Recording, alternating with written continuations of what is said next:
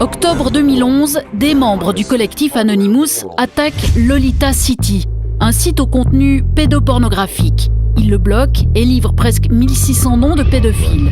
Une opération pour dénoncer l'utilisation criminelle du Darknet, l'Internet invisible qui n'est pas référencé.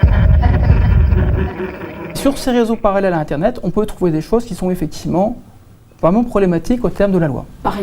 Par exemple, ça peut être des images pédophiles, ça peut être des ventes d'armes, des ventes de drogue dure, ou également des choses qui peuvent être illégales, comme des services de fabrication de bombes, ou éventuellement carrément de services pour aller trouver des tueurs à gages ou je ne sais trop quoi.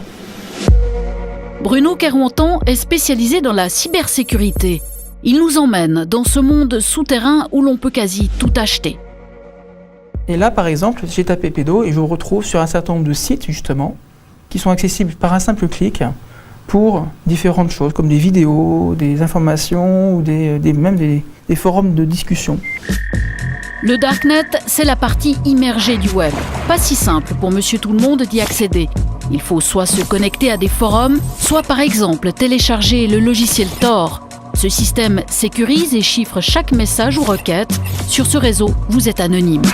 Alors comment est-ce qu'on arrive à brouiller ces cartes? Simplement, la connexion est chiffrée, sécurisée et également transite par différents pays de façon à brouiller les pistes. Au départ, ce système a pour vocation de lutter pour la liberté d'information. Iran, Chine, les militants peuvent ainsi surfer incognito. Mais les organisations criminelles ont aussi trouvé leur intérêt dans le Darknet.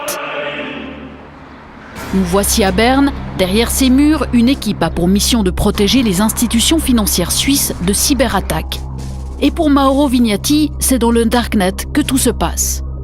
Un exemple d'un site non référencé qu'on appelle Darknet, ça pourrait être par exemple des sites de trading, d'échange, de vente et d'achat de cartes de crédit volées.